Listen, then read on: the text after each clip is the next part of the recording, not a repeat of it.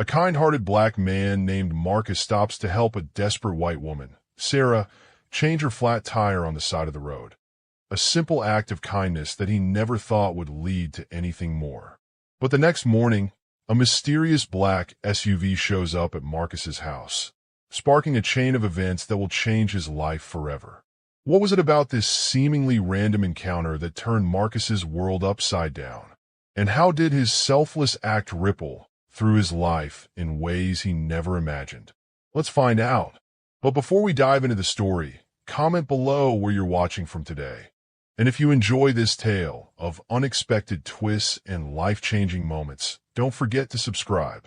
Marcus Turner was the kind of man everyone in the small town of Brooksville knew and respected. At 35, he had settled into a life that, while simple, was filled with contentment. He worked as a maintenance technician at the local community center, a job that fit him like a glove. It wasn't glamorous, but it allowed him to do what he loved: help others. Whether it was fixing a broken door, repairing a leaky faucet, or simply lending a hand to someone in need, Marcus was always there, with a smile on his face and a warm, friendly demeanor that put everyone at ease. Brooksville was a town where life moved slowly, where people waved at each other as they passed by on the street, and where everyone knew everyone else's business. It was the kind of place where people took care of each other, and Marcus was a big part of that community spirit. He lived in a modest house on the edge of town, a small, single-story home that he had inherited from his parents. The house wasn't much, but it was his, and it was filled with memories of a childhood spent playing in the large, oak-shaded yard and learning the value of hard work and kindness from his parents. Every morning, Marcus would wake up before dawn, make himself a cup of coffee, and sit on his porch watching the sun rise over the trees. It was his favorite time of day, a moment of peace before the world woke up and the demands of the day began. After his quiet morning ritual, he would head into town, stopping by the local diner for breakfast. The waitress there, Mrs. Jenkins, always had his order ready: a plate of scrambled eggs, toast, and a side of bacon. They would chat about the latest town gossip, the weather, or whatever else was on their minds before Marcus made his way to the community center. His days were filled with tasks that might seem mundane to others but were fulfilling to him. Fixing things, helping out with events at the center, and just being a friendly face that people could rely on. His co-workers admired his work ethic, but more than that, they admired his heart. Marcus was the kind of man who would go out of his way to help someone, not because he wanted anything in return, but simply because it was the right thing to do. One evening, after a long day of work, Marcus was driving home on a quiet, winding road that led out of town. The sun was setting, casting a warm, golden glow over the landscape. Marcus enjoyed these drives, the solitude, and the chance to unwind before getting home. As he rounded a bend, he noticed a car pulled over on the side of the road, its hazard lights flashing in the dimming light. Slowing down, he saw a woman standing next to the car, clearly distressed. Without a second thought, Marcus pulled over. As he got out of his truck, the woman looked up, her face a mix of relief and anxiety. She was young, in her late 20s, with blonde hair pulled back in a ponytail. Her clothes were businesslike, a pencil skirt and blouse, but they were slightly disheveled, as if she had been struggling with something. "Hey there," Marcus called out as he approached. "Need some help?" The woman nodded, visibly relieved. "Yes, please. I've got a flat tire, and I have no idea how to change it. I've been trying to figure it out," but she gestured helplessly to the car, where the tools lay scattered on the ground. Marcus smiled kindly. "No worries. I've changed more tires than I can count. I'll have you back on the road in no time." He walked over to the car, a sleek silver sedan, and quickly assessed the situation. The tire was indeed flat, completely deflated, and it looked like she had been driving on it for a bit before realizing something was wrong. Marcus rolled up his sleeves and got to work, setting the jack in place and lifting the car with ease. As he worked, the woman stood by, watching him with a mixture of gratitude and nervousness. "Thank you so much for stopping," she said after a few moments of silence. "I didn't know what I was going to do." "No problem at all," Marcus replied, glancing up at her with a reassuring smile. "Glad I could help." The woman shifted on her feet, her eyes darting around nervously. "I'm Sarah, by the way," she said, trying to make conversation. "Sarah Collins." "Nice to meet you, Sarah," Marcus said, focusing on loosening the lug nuts. "I'm Marcus." Sarah nodded, her expression still tense. "I was on my way home from work. It's been a long day, and I guess I didn't notice the tire going flat until it was too late." "It happens," Marcus said. "Roads out here can be rough on tires, especially if you're not used to them." Sarah gave a small, strained laugh. "Yeah, I'm not from around here. Just moved to the area a few months ago. Still getting used to it, I guess." Marcus finished removing the flat tire and started putting on the spare. "Brooksville's a nice place once you get to know it. Folks around here are friendly, always willing to lend a hand." Sarah nodded again, but she didn't say anything further. Marcus noticed the way she kept glancing around, as if she was expecting something or someone, but he didn't pry. People had their reasons for being nervous, and it wasn't his place to ask. Within a few minutes, Marcus had the spare tire securely in place.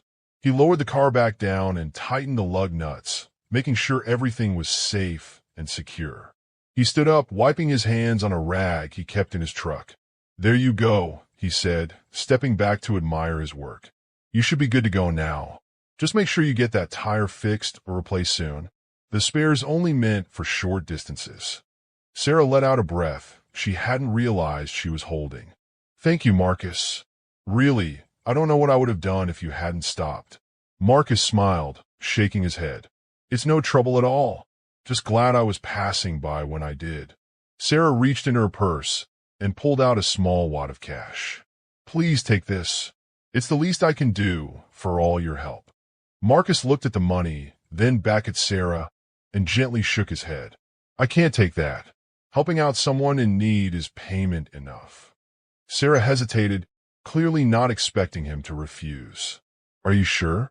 It's not much, but I really want to show my appreciation." Marcus smiled again, his eyes warm and kind. "I'm sure. Just drive safe and take care of that tire. That's all the thanks I need." Sarah looked at him for a long moment, as if trying to figure out what kind of man would turn down easy money. Finally, she nodded, slipping the cash back into her purse. "Thank you, Marcus. I won't forget this." "You're welcome," Marcus replied, giving her a nod. "Take care now." With that, Marcus walked back to his truck, watching as Sarah got into her car and started the engine. She gave him one last look, a mix of gratitude and something else he couldn't quite place, before driving off into the evening. As Marcus climbed into his truck, he thought about the encounter. It wasn't unusual for him to help someone out. He did it all the time. But there was something about Sarah that seemed different. He couldn't put his finger on it, but the nervous way she had acted, the way she had looked around as if expecting trouble, stuck with him. He shrugged it off as he started his truck and headed home. People had their own lives and their own worries, and it wasn't his place to pry. He had done what he always did, help someone in need, and that was enough. As he drove the rest of the way home, the sky darkened, the last of the sunlight fading into the horizon.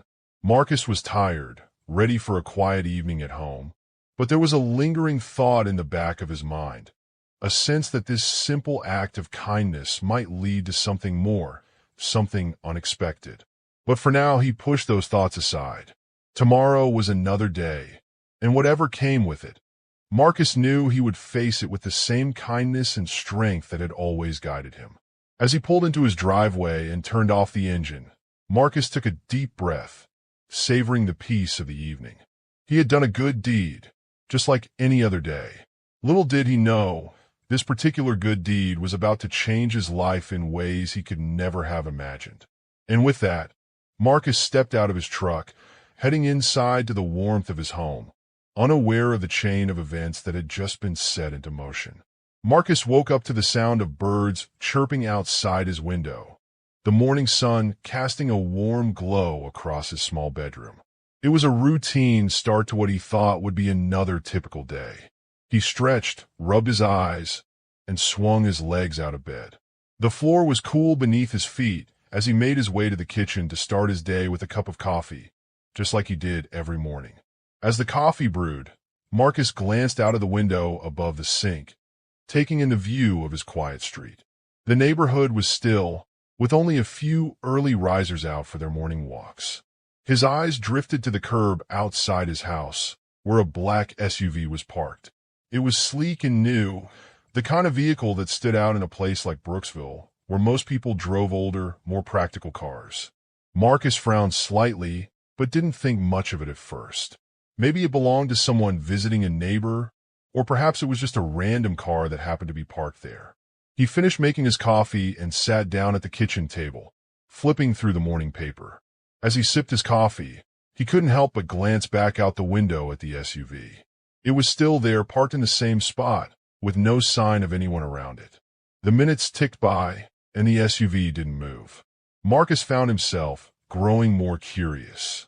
It wasn't like him to get caught up in other people's business, but something about the presence of the vehicle made him uneasy. He pushed the feeling aside, telling himself it was nothing, and went about his morning routine. After breakfast, Marcus got ready for work. He grabbed his keys, locked up the house, and headed out the door. As he stepped onto his porch, he glanced over at the SUV again. The windows were tinted, making it impossible to see inside, and the engine was off. It didn't seem like anyone was in it, but the sight of it still nagged at him. Shaking his head, Marcus walked to his truck, trying to put the SUV out of his mind. He had a full day of work ahead, and the last thing he needed was to get distracted by something that probably had nothing to do with him. He climbed into his truck, started the engine, and pulled out of the driveway, casting one last glance at the SUV as he drove away. It remained parked where it was, as still and silent as it had been all morning. Marcus arrived at the community center a few minutes later, greeted by the familiar sights and sounds of the place. The staff was already bustling around, preparing for the day's activities. As he walked through the doors, he was met with smiles and nods from his co-workers, all of whom appreciated the steady presence Marcus provided. "Morning, Marcus," called out Denise, the receptionist, as he walked by her desk. "Morning, Denise," Marcus replied with a smile. "Everything running smoothly today?" "As smooth as it can be," Denise said with a chuckle. "You know how it is." Marcus nodded, making his way to the maintenance room where he kept his tools and supplies. He had a few tasks lined up for the day: fixing a leaky faucet in one of the bathrooms, repairing a door that had come off its hinges, and helping set up for an event in the main hall. It was nothing he hadn't done before, and he welcomed the work. As the morning wore on, Marcus found himself distracted, his thoughts drifting back to the black SUV. He couldn't shake the feeling that something was off. It was unusual for a car to be parked outside his house for so long without any sign of movement. The more he thought about it, the more uneasy he became. By lunchtime, Marcus decided to take a break and clear his head. He left the community center and walked down the street to the local grocery store, intending to grab a sandwich and some fresh air. The store was a short walk away, and Marcus enjoyed the stroll, taking in the sights and sounds of the town he loved. As he approached the store, he noticed something that made his heart skip a beat. The black SUV was parked across the street. It was the same one, unmistakably so, with its tinted windows and sleek, black exterior. Marcus stopped in his tracks, staring at the vehicle. It was no longer just a coincidence. The SUV was following him. He stood there for a moment, trying to decide what to do. His first instinct was to confront whoever was in the vehicle, but he wasn't sure if that was the right move. What if he was overreacting? What if it was just a strange series of coincidences? But deep down, Marcus knew that wasn't the case. Taking a deep breath, Marcus walked into the grocery store, his mind racing. He grabbed a sandwich from the deli and paid for it at the counter, all the while thinking about the SUV. As he exited the store, he glanced across the street again. The SUV was still there, its presence now a looming, unsettling shadow over what should have been a normal day. Marcus didn't head straight back to work. Instead, he walked in the opposite direction, hoping to see if the SUV would follow him. He took a roundabout route through town, passing by the park, the library, and a few other local spots. Each time he turned a corner, He checked to see if the SUV was still there. Sure enough, every time he looked, the SUV was close by, never too far away, but always keeping its distance. It was clear now. Someone was following him, and they didn't want to be seen. By the time Marcus returned to the community center, his unease had turned into a gnawing sense of anxiety. He tried to focus on his work, but the thought of the SUV lurking nearby made it impossible. He found himself glancing out the windows, half expecting to see the vehicle parked somewhere close. The rest of the day passed in a blur, and when it was finally time to go home, Marcus felt a heavy weight in his chest. He left the community center, his eyes scanning the streets for any sign of the SUV. It wasn't there, but that didn't mean much. It could still be nearby, watching him, waiting for him to let his guard down. As he drove home, Marcus kept checking his rearview mirror, expecting to see the black SUV tailing him. But the drive was uneventful, and by the time he pulled into his driveway, the vehicle was nowhere to be seen. For a moment, Marcus allowed himself to relax, thinking that maybe, just maybe, it was all over. But as he stepped out of his truck and headed towards his front door, something caught his eye. The black SUV was back. It was parked at the end of his street, just far enough away to be out of sight unless you were looking for it. Marcus's heart pounded in his chest as he stared at the vehicle, trying to make sense of what was happening. He stood there for a few minutes, debating his next move. Should he go over and confront whoever was in the SUV? Or should he call the police and report the suspicious activity? Neither option felt right. The police in Brooksville were good people, but they might not take him seriously. And confronting someone who was clearly trying to stay hidden could be dangerous. In the end, Marcus decided to go inside and wait. He locked the door behind him and walked over to the window, peering out at the SUV. It hadn't moved, but its presence felt like a dark cloud hanging over his home. He couldn't ignore it any longer. Something was definitely wrong. The night passed slowly, with Marcus unable to sleep. Every time he closed his eyes, he saw the SUV parked outside, its tinted windows hiding whatever secrets lay within. He kept checking the window, hoping to see the vehicle gone, but it remained in the same spot, a silent sentinel watching over his house. The next morning, Marcus woke up groggy and unrest. He had finally managed to fall asleep in the early hours of the morning, but it hadn't been enough. He made himself a cup of coffee and sat down at the kitchen table, staring out the window. The SUV was gone, but Marcus knew it would be back. As he sipped his coffee, Marcus tried to figure out what to do. He couldn't keep living like this, constantly looking over his shoulder, waiting for something to happen. He needed answers, and the only way to get them was to confront whoever was in that SUV. Later that day, after he had finished his work at the community center, Marcus decided it was time to take action. He left work early, hoping to catch the SUV off guard. As he drove home, he kept an eye out for the vehicle, expecting it to appear at any moment. Sure enough, as he neared his street, Marcus spotted the SUV parked at the end of the block. His heart raced as he pulled into his driveway, his hands gripping the steering wheel tightly. He wasn't sure what he was going to say or do, but he knew he couldn't keep avoiding this confrontation. Stepping out of his truck, Marcus took a deep breath and started walking towards the SUV. His footsteps were heavy, his heart pounding in his chest as he closed the distance. The closer he got, the more his nerves buzzed with anticipation. He didn't know what to expect, but he was ready to face it. When he was just a few feet away from the SUV, the driver's side window rolled down slightly.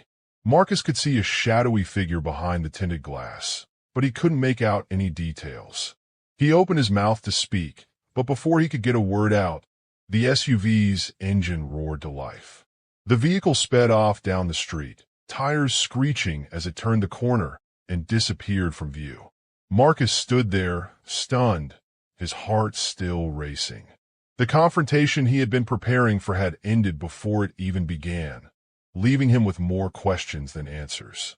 As he walked back to his house, Marcus couldn't shake the feeling that this was far from over. Whoever was in that SUV had gone to great lengths to follow him, and they weren't going to stop now. The mystery was only just beginning, and Marcus knew that he was in for a lot more than he had bargained for. Marcus had spent the entire night restless, his mind racing with thoughts of the black SUV and the shadowy figure who had driven off before he could confront them. He couldn't shake the feeling that something big was about to happen, something that would disrupt the quiet, peaceful life he had built for himself. As the morning sun filtered through the blinds, Marcus sighed, resigned to the fact that today might bring answers, whether he was ready for them or not. After his usual routine of coffee and breakfast, Marcus decided to take a walk to clear his mind. The crisp morning air did little to calm his nerves, but he found solace in the familiar sights and sounds of his neighborhood. Children were playing in the yards, and neighbors waved as he passed by. For a moment, it almost felt like a normal day, but that sense of normalcy shattered when he returned home. As he approached his house, Marcus saw the black SUV parked in the same spot it had been the day before.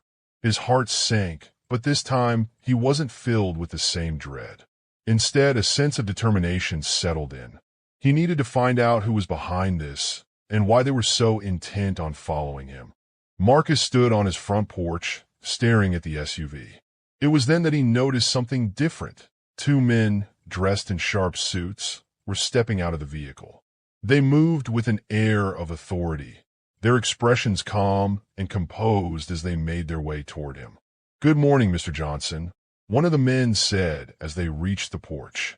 He was tall, with graying hair slicked back neatly, and he spoke with a smooth, polished tone that immediately put Marcus on guard.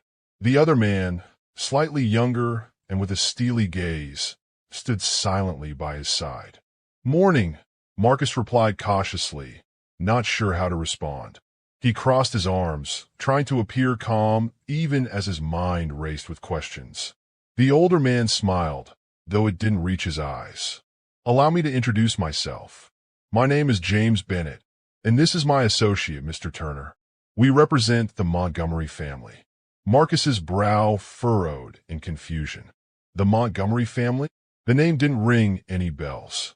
"Yes," Bennett continued, his voice smooth as silk. "I believe you had a brief encounter with one of their family members recently, Miss Sarah Montgomery."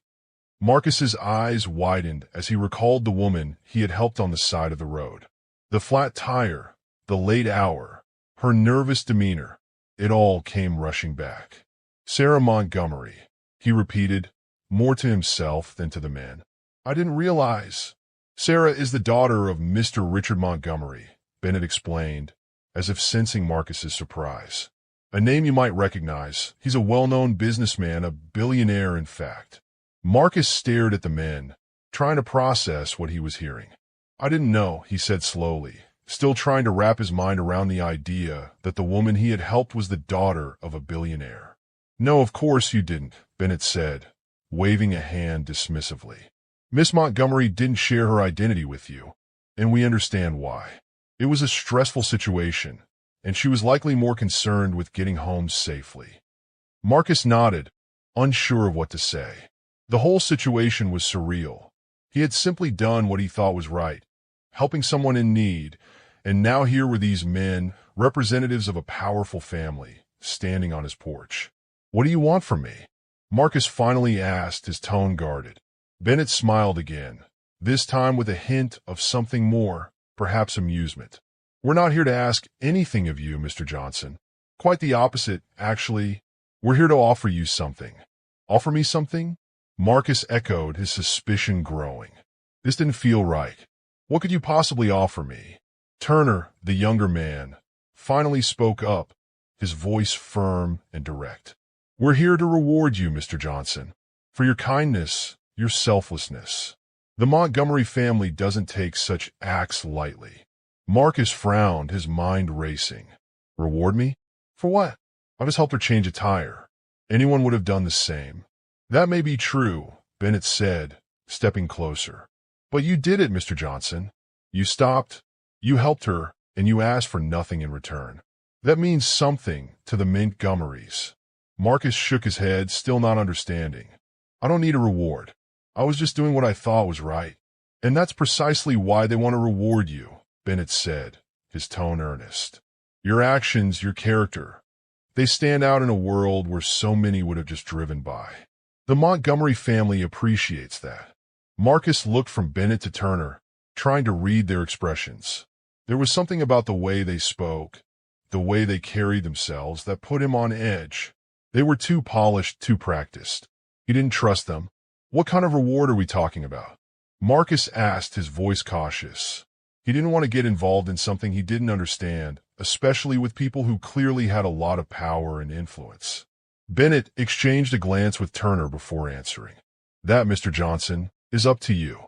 The Montgomerys have the means to change your life in ways you can't even imagine. They could offer you money, a new home, a better job, whatever you desire." Marcus's eyes narrowed. "And what's the catch?" "No catch," Bennett assured him, though the way he said it made Marcus even more suspicious. "This is simply their way of saying thank you. A gesture of goodwill." Marcus didn't believe that for a second. "Nothing's ever free," he said, shaking his head. "Especially not from people like the Montgomerys." Bennett's smile faltered slightly, but he quickly recovered. "I understand your hesitation, Mr. Johnson, but I assure you there are no strings attached. You did something good, and the Montgomerys want to repay that kindness." Marcus stood in silence, trying to make sense of it all. It was tempting. Who wouldn't want their life to be easier, better? But something deep inside him, a voice he couldn't ignore, told him that accepting anything from these men would come with a price he might not be willing to pay. "I appreciate the offer," Marcus finally said, his voice steady, "but I'm not interested." Bennett and Turner exchanged another look, this one less controlled. Turner seemed about to say something, but Bennett held up a hand to stop him. "Mr. Johnson," Bennett began, his tone still calm, but with an edge of insistence, "perhaps you should take some time to consider. This isn't an opportunity that comes along every day." Marcus shook his head firmly. "I don't need time to consider. I'm not interested. I live a good life, and I'm happy with what I have. I don't need anything from the Montgomerys." Turner's eyes narrowed, and for a moment, Marcus thought the younger man might push the issue. But Bennett quickly stepped in, his smile returning, though it was colder now. "Of course, Mr. Johnson. We respect your decision." Marcus nodded, relieved that they weren't going to press further. "Thank you for understanding." Bennett reached into his jacket pocket and pulled out a small card, handing it to Marcus. "If you change your mind, or if there's anything you need, don't hesitate to reach out. The Montgomerys are always willing to help those who show kindness." Marcus took the card, glancing at the simple, elegant design. It had only a phone number printed on it, with no other identifying information. He nodded, slipping it into his pocket more out of politeness than anything else. "Thank you," he said, though he didn't plan on ever using the card. Bennett and Turner nodded in unison, their businesslike demeanor returning. "We'll take our leave now, Mr. Johnson," Bennett said, turning to walk back to the SUV. "We wish you all the best." Turner followed, his expression unreadable as he glanced back at Marcus one last time before getting into the vehicle. Marcus watched them go, his mind still reeling from the encounter. The SUV drove away, leaving him standing on his porch, holding the card in his hand. As the vehicle disappeared down the street, Marcus couldn't shake the feeling that this wasn't the end. The Montgomery family was powerful, and they weren't the type to take no for an answer. He had no doubt that they would try to contact him again, and he wasn't sure how he would handle it when they did. He went back inside, the card still clutched in his hand. He stared at it for a long time, debating whether to keep it or throw it away. Part of him wanted to get rid of it, to remove any trace of the strange encounter from his life. But another part of him, the part that was curious and maybe a little afraid, told him to hold on to it, just in case. Marcus eventually tucked the card into a drawer in the kitchen, out of sight but not entirely out of mind. He tried to go about his day as usual, but the encounter with Bennett and Turner lingered in his thoughts. Their vague promises, the way they spoke of life-changing rewards, it all felt too good to be true. And yet, there was a part of Marcus that wondered what his life could be like if he had accepted their offer. What would it be like to have money, influence, power? to not have to worry about bills or work or anything else that had weighed him down for so long. But Marcus knew himself well enough to know that those things wouldn't make him happy. He had always been content with the simple life he led, and he wasn't willing to trade that for anything, not even for the promise of something better. As the day went on, Marcus tried to push the encounter from his mind, focusing instead on the things that mattered to him. He spent time with his friends, worked on a few projects around the house, and even went for a jog in the evening, trying to clear his mind. But no matter what he did, he couldn't shake the feeling that the Montgomerys weren't done with him yet. He knew that they would come back, and when they did, he would have to be ready. That night, as Marcus lay in bed, he couldn't sleep. His mind kept replaying the conversation with Bennett and Turner, the way they had spoken to him, the promises they had made. It all felt like a dream, something unreal that had intruded on his otherwise ordinary life. But as Marcus stared up at the ceiling, he knew that this was his reality now. The Montgomerys were real, and they had taken an interest in him. He just didn't know why or what they really wanted from him. And that uncertainty, that fear of the unknown, was what kept him awake long into the night. Marcus lay awake in his bed, staring at the ceiling as the events of the past few days swirled through his mind. The visit from Bennett and Turner had left him unsettled, and despite his firm refusal, the offer they had made kept gnawing at him. The weight of their words lingered, and as much as he tried to push it aside, he couldn't help but wonder what might happen if he accepted. The idea of being rewarded for a simple act of kindness felt foreign to Marcus. He had always lived his life by a set of principles: humility, integrity, and a belief in doing what was right without expecting anything in return. The notion that his good deed could lead to something more, something life-changing, conflicted with those values. And yet, there was an undeniable allure to the possibilities that the Montgomery family's wealth and power could offer. As the night wore on, Marcus found himself reflecting deeply on his life.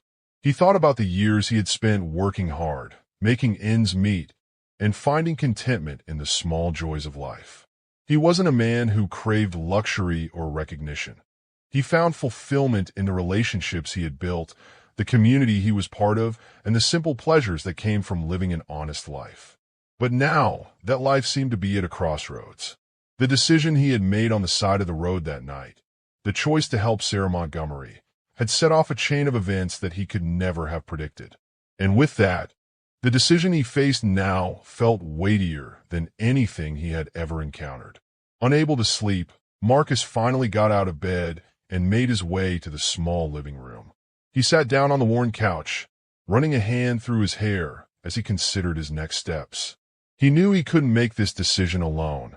He needed the counsel of those he trusted most.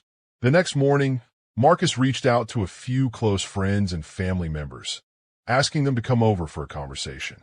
He didn't tell them much over the phone, just that he needed their advice on something important.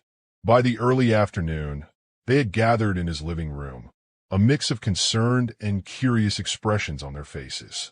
Among them were his childhood friend, Derek, a man who had always been like a brother to him, his sister, Angela, who had a sharp mind and a no-nonsense attitude, and his Aunt Clara, a wise woman who had seen more of life's ups and downs than most. They all sat around the small coffee table, looking at Marcus expectantly. "So, what's this all about?" Derek asked, leaning forward with his elbows on his knees. "You sounded pretty serious on the phone." Marcus took a deep breath, trying to find the right words. "Something happened a few days ago," he began, recounting the events of the night he had helped Sarah and the subsequent visit from the two men. As he spoke, he watched their reactions. Derek's brow furrowed in thought, Angela's eyes narrowing with suspicion, and Aunt Clara nodding slowly, as if she had already anticipated where the story was going. When Marcus finished, there was a heavy silence in the room. Finally, Angela spoke up, her tone direct. "So, let me get this straight. These men came to your house, offering you a reward because you helped some rich girl on the side of the road?" Marcus nodded. "That's right. But it wasn't just any reward. They made it sound like they could change my life completely. Money, a new house, whatever I wanted. Derek let out a low whistle. Man, that's some serious stuff.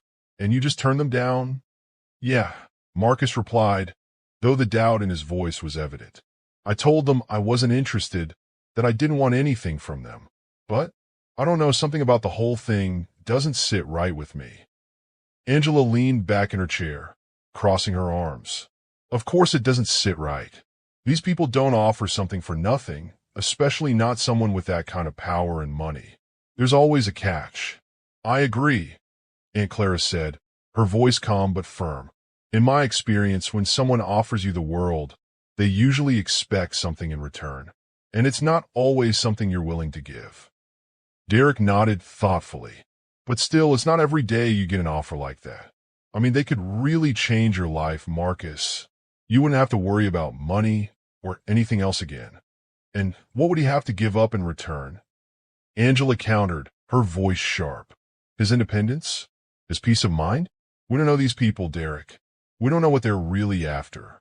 Marcus sighed, rubbing his temples as the conflicting opinions swirled around him. He had hoped that talking it out would bring him some clarity, but it only seemed to make the decision more complicated. Look, he said finally, I didn't bring you all here to argue. I just wanted your perspectives because I'm torn. On one hand, I know I could really use the help they're offering, but on the other hand, I'm worried about what it might cost me in the long run.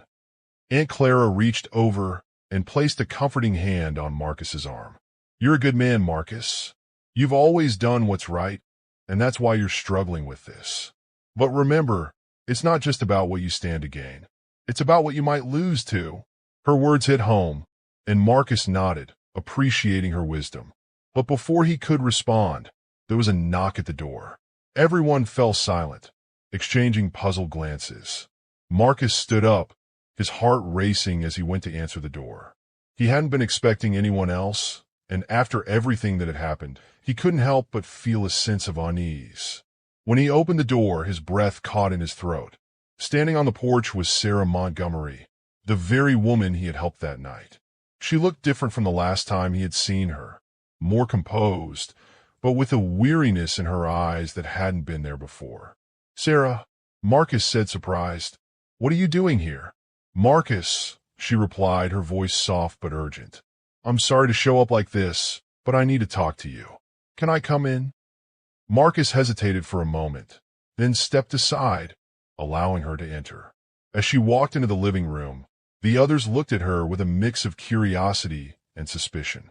Sarah glanced around, clearly aware of the tension in the room. Hello, she said, offering a polite nod to the others. I'm sorry to interrupt, but I really needed to speak with Marcus. It's okay, Marcus said, guiding her to a seat. We were just talking about everything that's happened. Sarah nodded, taking a deep breath as she sat down. I figured as much, and that's why I'm here. There's something I need to tell you, Marcus. Something I didn't mention before. Marcus's heart skipped a beat. He had known there was more to this story, but he hadn't expected Sarah to come to him directly. What is it? Sarah looked around the room, her gaze lingering on each person before finally settling on Marcus. The night you helped me, it wasn't just a flat tire that I was dealing with. I was running away. Running away? Derek echoed, his voice filled with surprise. From what? Sarah's expression tightened, and she looked down at her hands, clasped tightly in her lap. From my family, or more specifically, from the people my family is involved with. You see, my father, he's a powerful man, but he's made some dangerous enemies over the years. People who wouldn't hesitate to use me to get to him. Marcus felt a chill run down his spine as he listened to Sarah's words. This was more than he had ever imagined, more than just a simple act of kindness gone awry. The night you found me, Sarah continued, I had just escaped from a situation where I was being held by people who were trying to leverage my father's power. They were dangerous, and I knew I had to get away. That's why I was so desperate, so scared. The room fell silent as everyone absorbed what Sarah was saying. Marcus could hardly believe it. The woman he had helped had been in danger, caught up in a web of power and intrigue that he could barely comprehend. I didn't tell you any of this because, well, I didn't want to drag you into it, Sarah said, her voice trembling slightly. But now, I realize that you're already involved, whether you want to be or not. And that's why I'm here, to warn you. Marcus's mind was spinning. Warn me? About what? About my family, Sarah said, meeting his eyes with a look of deep concern. They're not bad people, but they're powerful, and they're desperate to protect me. That's why they sent those men to you, to try to repay you for what you did. But Marcus, I need you to understand, accepting their offer might come with consequences. You could be drawn into something far more dangerous than you realize. Marcus's throat tightened as he considered her words. He had suspected that there was more to the Montgomery's offer, but hearing it from Sarah herself made it all the more real.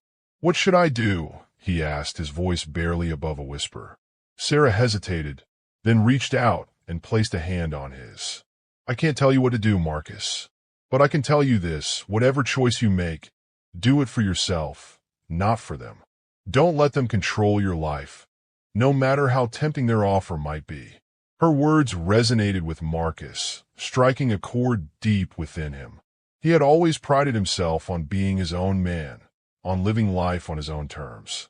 The thought of losing that independence, of being caught up in the Montgomery's world, filled him with a deep sense of unease.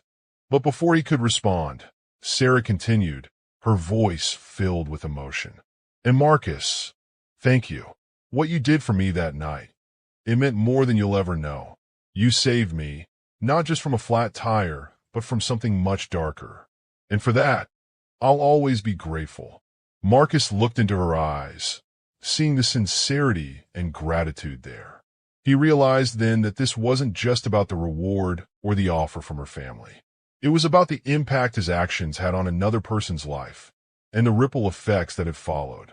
As they sat in silence, the weight of the decision ahead pressed down on Marcus. He knew that whatever choice he made, it would change the course of his life in ways he couldn't yet imagine. But one thing was clear, he couldn't make this decision lightly. It would require careful thought, consideration, and above all, staying true to the values that had guided him all his life. As the evening drew to a close and his friends and family began to leave, Marcus remained deep in thought. He walked Sarah to the door, her presence a reminder of the complexity of the situation he now faced. Take care, Marcus, Sarah said softly as she stepped outside. And remember, you're not alone in this. Whatever happens, you have people who care about you. Marcus nodded, watching as she walked down the steps and disappeared into the night. The weight of her words lingered with him as he closed the door, locking it behind him. Now alone in his house, Marcus knew that the time had come to make a decision. It was a decision that would define the path he would take from here on out. A choice between maintaining the simple, quiet life he had always known, or stepping into a world of power, influence, and unknown dangers. As he sat back down on the couch, Marcus took a deep breath, his thoughts racing as he considered the possibilities. But no matter what choice he made, one thing was certain. His life would never be the same again. Marcus sat at his kitchen table, the early morning light streaming through the window. The decision he had to make weighed heavily on him. He had spent the entire night reflecting on everything that had happened. The black SUV, the men in suits, Sarah's visit, and the offer that had been laid before him. It was an offer that could change his life, but it also came with strings attached. Marcus had always valued his independence, his ability to live life on his own terms. The thought of becoming entangled in the Montgomery family's world of wealth and power made him uneasy. But he couldn't ignore the potential good that could come from accepting their offer. With the resources they were offering, he could make a real difference in his community. The thought of being able to provide for those in need, to create opportunities for the young people in his town, was something that deeply appealed to him. It was a chance to give back in a way he had never been able to before. After hours of contemplation, Marcus made up his mind. He would accept the offer, but only on his terms. He wasn't going to be a pawn in the Montgomery's game. If they wanted to reward him, it would be for the benefit of his community, not for their own interests. Later that day, Marcus called the number the men had given him. His voice was calm, but firm as he spoke to one of the representatives. "I've made my decision," he said. "I'm willing to accept the reward, but there are conditions." The man on the other end of the line seemed surprised but intrigued. "We're listening," he replied. Marcus took a deep breath and outlined his terms. He wanted the resources to go toward building a community center in his neighborhood, a place where kids could come after school, where adults could access job training and educational programs, and where families could receive support. He also wanted to set up a scholarship fund for underprivileged students, giving them the chance to pursue higher education. There was a long pause on the other end of the line. Marcus could hear the man discussing the terms with someone else in the room. Finally, the representative spoke again. "Mr. Williams, we appreciate your proposal.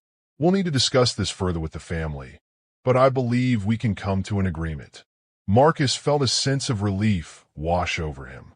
He had taken control of the situation, turning what could have been a burden into an opportunity to help others. The representative assured him that they would be in touch soon with the final details. The next few weeks were a whirlwind. The Montgomery family agreed to Marcus's terms, and soon, plans were set in motion to build the community center and establish the scholarship fund. Marcus was at the center of it all, working closely with architects, community leaders, and educators to ensure that the projects would truly benefit those in need. As the days passed, Marcus noticed a change in his life. The black SUV, once a source of anxiety and uncertainty, now followed him as a protective presence.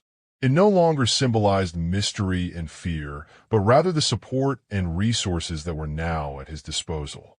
He had gone from being a quiet, humble man who lived a simple life to someone with the power to create real, lasting change. Despite the newfound influence, Marcus remained grounded. He continued his daily routines, stopping to chat with neighbors, helping out at the local church, and offering a helping hand whenever he could.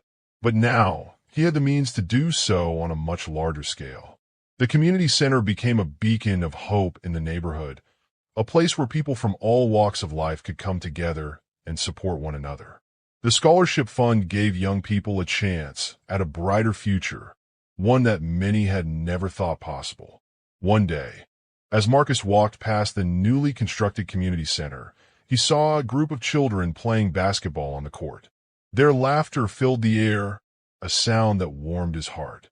He smiled to himself, feeling a deep sense of fulfillment. This was what it was all about, using what he had been given to uplift others. As time went on, Marcus's story became well known throughout the town. People marveled at how a simple act of kindness had led to such a profound transformation, not just in Marcus's life, but in the lives of so many others. The ripple effect of that one moment, when he stopped to help a stranded woman on the side of the road, had spread far and wide.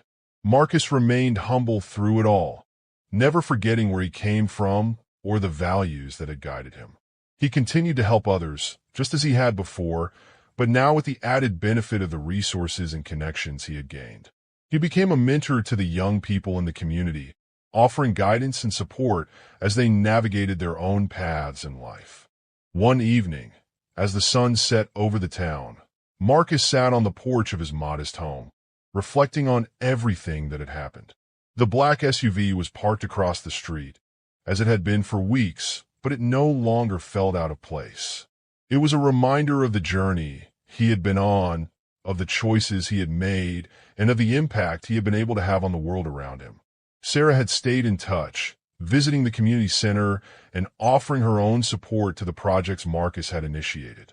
She had found a sense of purpose in giving back, inspired by the kindness that Marcus had shown her that night on the roadside. Together, they had forged a friendship that was based on mutual respect and a shared desire to make a difference. As Marcus looked out at the town, he knew that his life had changed in ways he could never have imagined. But at his core, he was still the same man, humble, kind, and driven by a desire to help others. The wealth and influence he had gained were tools, nothing more, to be used in service of something greater. In the end, it wasn't the reward that had made the biggest impact. It was the act of kindness that had set everything in motion. Marcus understood now that every action, no matter how small, had the potential to change the world. And that knowledge was the greatest reward of all. As he stood up and walked back into his house, Marcus felt a deep sense of peace.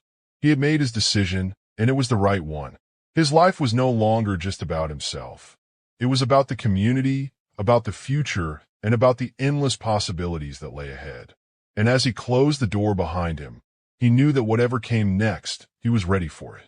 The road ahead was uncertain, but with the lessons he had learned and the people he had helped, Marcus was confident that he could face anything with the same kindness and determination that had brought him this far. As the months passed, the impact of Marcus's decision rippled through Brooksville like waves on a pond.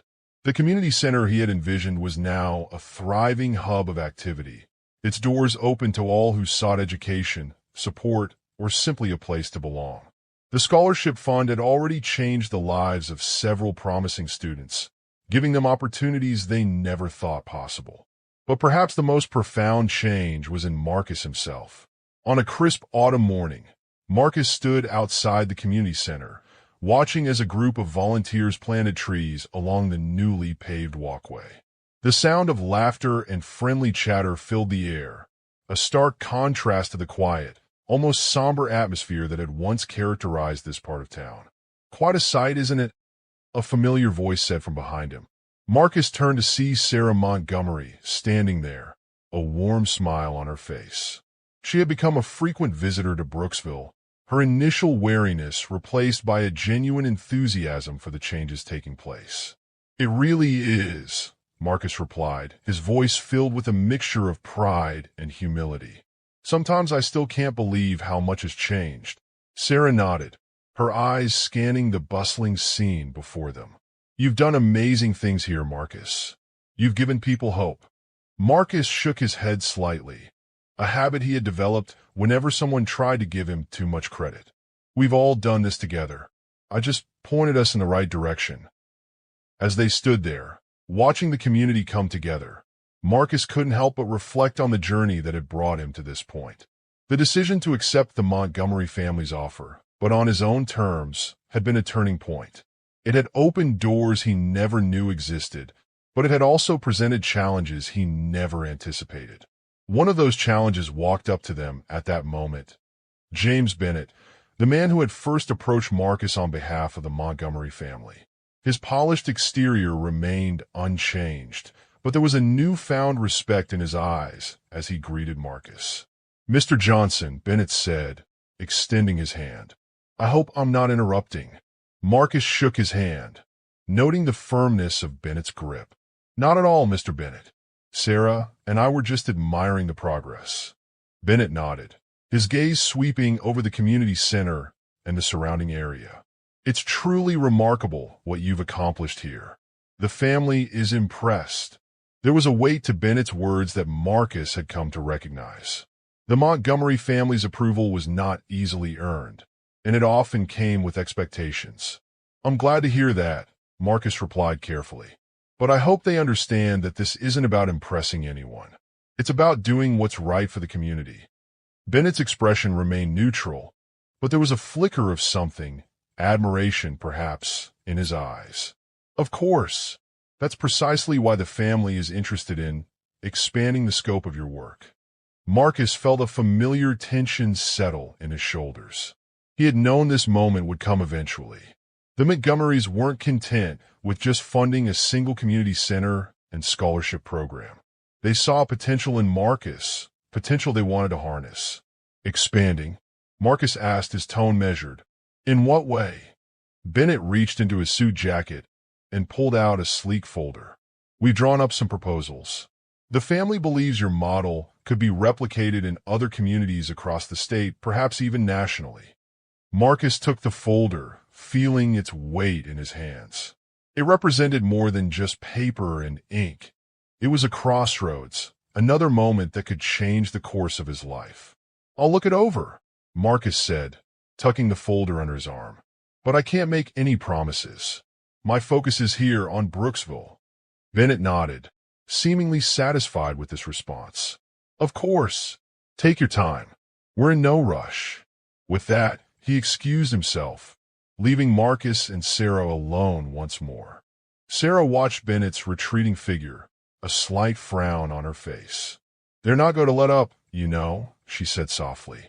"Once the Montgomerys see potential in something, or someone, they pursue it relentlessly." Marcus sighed, feeling the weight of the folder under his arm. "I know, but I can't lose sight of why I started this in the first place. It was never about building an empire or becoming some kind of philanthropic figurehead." Sarah placed a hand on his arm, her touch reassuring. "I know that, Marcus, and that's why you're the right person for this. You won't let the power go to your head." As they stood there, surrounded by the buzz of community activity, Marcus felt a surge of determination.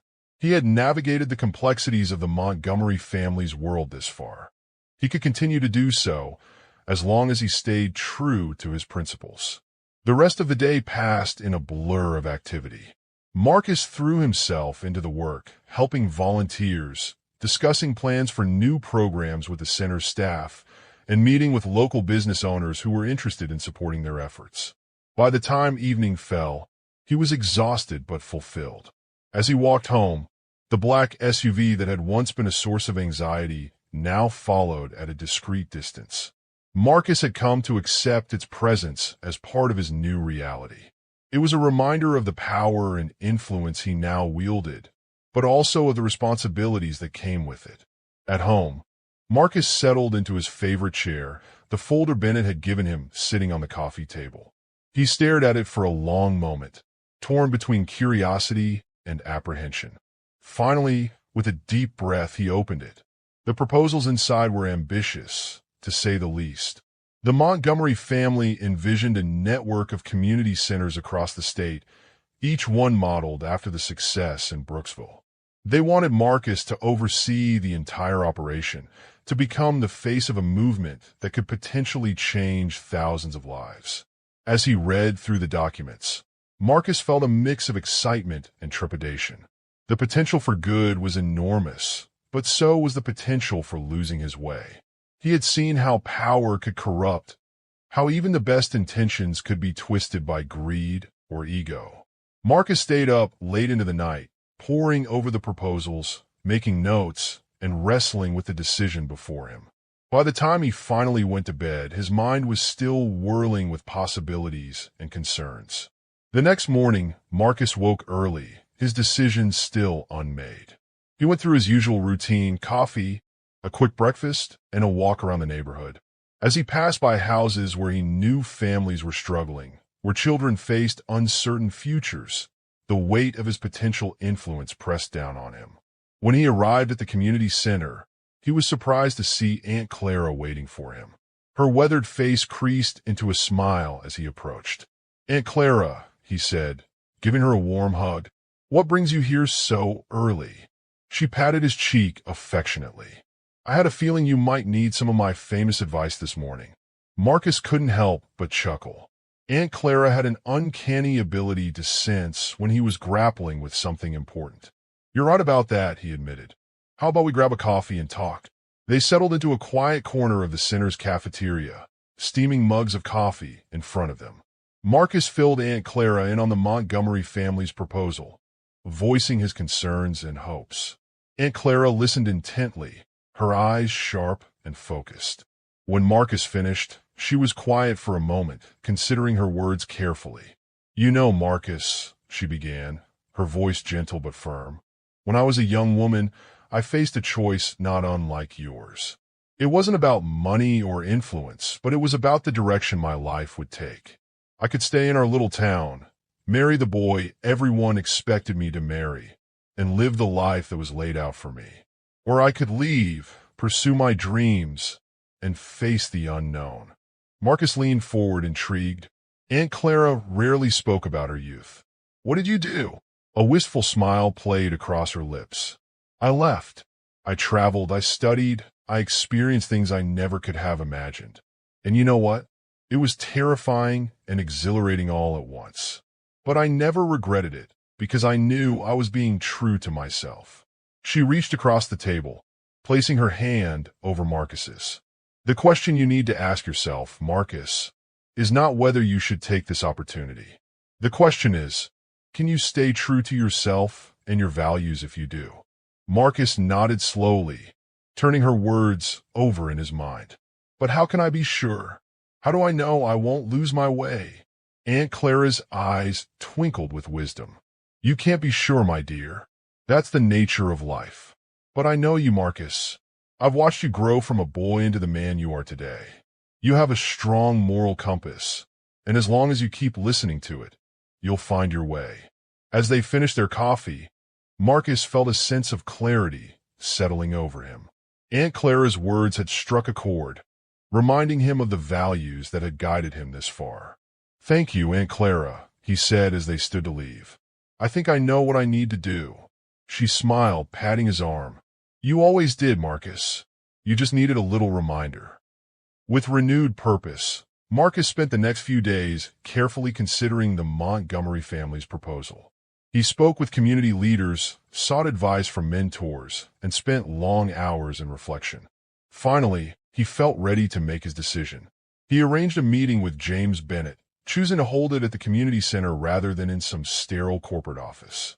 As Bennett arrived, looking slightly out of place in his expensive suit, Marcus felt a sense of calm certainty. Mr. Bennett, Marcus began, once they were seated in his modest office. I've given your proposal a lot of thought. Bennett leaned forward, his expression eager. And Marcus took a deep breath. I'm interested in moving forward, but with some conditions. He outlined his vision, a network of community centers that would remain true to the grassroots, community-driven model they had established in Brooksville. Each center would be tailored to the needs of its specific community, with local leaders playing a crucial role in decision-making. Marcus would oversee the network, but he insisted on maintaining his home and base of operations in Brooksville. I won't become some distant figurehead, Marcus explained. I need to stay connected to the people we're trying to help, and I want safeguards in place to ensure that the focus remains on community service, not on building some kind of corporate empire. Bennett listened intently, his expression unreadable. When Marcus finished, there was a long moment of silence. Mr. Johnson, Bennett finally said, I have to admit, when the family first suggested this expanded role for you, I had my doubts. I wondered if you had the ambition for it. He paused, a hint of a smile playing at the corners of his mouth. I see now that I underestimated you. Your ambition isn't for personal gain, but for the greater good. That's refreshing. Marcus felt a weight lift from his shoulders. So, you think the family will agree to my terms? Bennett nodded. Ido. In fact, I think they'll be impressed by your foresight and commitment to your principles. It's precisely those qualities that make you the right person for this role. As Bennett left, promising to draft a new agreement that incorporated Marcus's conditions, Marcus felt a mix of excitement and trepidation. He was stepping into a larger world, one filled with both great potential and great challenges. Over the next few months, Marcus threw himself into the work of expanding the community center model. He traveled to other towns and cities, meeting with local leaders and community members, listening to their needs and concerns. Each new center was a unique challenge, requiring careful planning and collaboration. Throughout it all, Marcus remained grounded in his values. He made a point of spending time in each community, getting to know the people he was there to serve. He insisted on transparency in all their operations, regularly publishing reports on how funds were being used and the impact they were having. The work was exhausting but deeply fulfilling. Marcus watched as communities began to transform, much as Brooksville had. Children who had once seemed destined for trouble were now excelling in after-school programs. Adults who had struggled to find work were gaining new skills and finding employment. Families that had been on the brink of falling apart were getting the support they needed to stay together. But as the network of community centers grew, so did the challenges. Marcus found himself navigating complex political landscapes, dealing with resistant local governments, and fending off attempts by less scrupulous individuals to profit from their work. One particularly difficult situation arose in a small city where a corrupt mayor saw the community center as a threat to his power base. The mayor began a smear campaign, spreading false rumors about the center's intentions and Marcus's character. It was during this crisis that Marcus truly understood the power he now wielded. With a few phone calls, he could have had the mayor removed from office. The Montgomery family certainly had the influence to make it happen. But Marcus knew that using that kind of power would betray everything he stood for. Instead, he chose a different path. He went to the city, not with an army of lawyers or PR specialists, but with an open heart and a willingness to listen. He met with community members, addressed their concerns honestly, and invited the mayor to see the work they were doing firsthand. It wasn't an easy process, and there were moments when Marcus doubted whether his approach would work. But slowly, steadily, the tide began to turn. The mayor, faced with the reality of the positive changes the community center was bringing, eventually became one of its strongest supporters. This experience reinforced Marcus's belief in the power of grassroots change. It wasn't about wielding influence from on high, but about working alongside people, empowering them to create the changes they wanted to see in their communities. As the months turned into years, Marcus watched with a sense of awe as the network of community centers grew and flourished. Each center was unique, reflecting the needs and character of its community, but they were all united by a common purpose: to uplift, to empower, and to bring people together. Throughout it all, Marcus remained true to himself. He still lived in his modest home in Brooksville, still spent time chatting with neighbors and helping out at local events. The black SUV still followed him, a reminder of the powerful forces he now moved among, but it no longer felt like a shadow looming over him. Instead, it was simply a tool, one of many he had at his disposal to do good in the world. One crisp autumn day, 5 years after he had first helped Sarah Montgomery on that lonely stretch of road, Marcus stood outside the Brooksville Community Center. A crowd had gathered for the unveiling of a new wing dedicated to providing healthcare services to underserved members of the community. As Marcus prepared to give his speech, he caught sight of familiar faces in the crowd. There was Aunt Clara, her eyes shining with pride. Derek and Angela, who had become integral parts of the community center's operations.